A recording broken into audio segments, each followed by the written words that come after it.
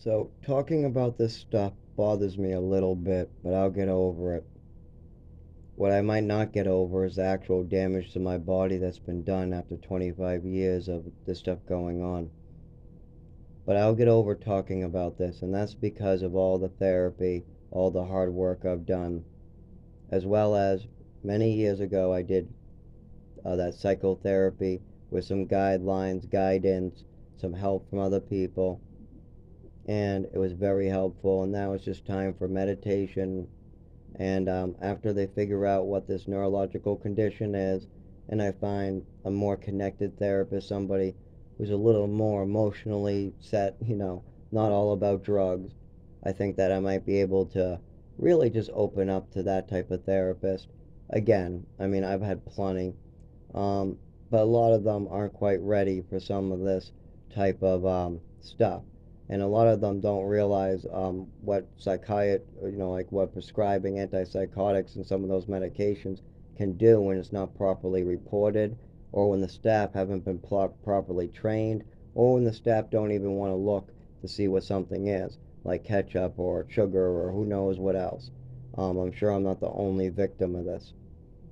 Um, and honestly, I can move forward and help other people. I don't have to be a victim of this at all. I'm almost there. I just have to get a diagnosis, a little bit of treatment, move on, move on. And when if things get real bad, hopefully I'll be in another country. And I mean, I don't want to die in a hospital, a slow, painful death, shaking or paralyzed or anything like that. So from 40 to 50 on, if things go better, and if I get treatment and a diagnosis, I can see me helping a lot of people. I can see this moving to a good ending. I can see things working out. But if I never am able to get proper medical care or treatment, then this won't work out. There's just no possible way. Things get shorter and worse, as well as I cannot die or spend too much time in a hospital dying. I mean, that's not a good way to go. As well as dying outside in the cold isn't a good way to go. Exposure isn't a good way to go. Being neglected by the medical industry and by your family isn't a good way to go. So it's best to move on, get my own life together someplace more mild like South Carolina, which I might have to transition very slowly down there, or things might work out better and I can go faster. Who knows? I am a very hard worker and I am very talented. It's just getting my nervous system to work as I tell it.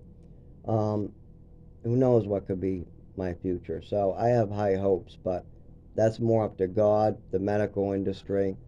That's more who I have to wait on and see what happens. I'll keep doing what I'm doing and keep trying to just help and walk a straight line. Now, I do have to be wary of technology.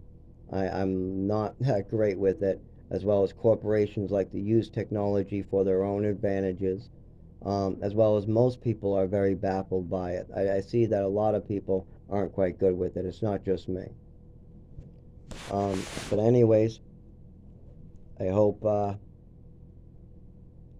that doing this has woke a lot of people up to what's going on just in general out in society. I mean, a lot of what I'm talking about isn't just me. There's other kids going through a lot of these programs and some of these states and places I've been to. Like, I have a whole chapter where I got to visit Venezuela thanks to my family. That was a very good experience. It might have not helped any of my health at all, but it or my learning or trying or any of these type of things, but it did help me experience the world in certain ways. So that was very interesting.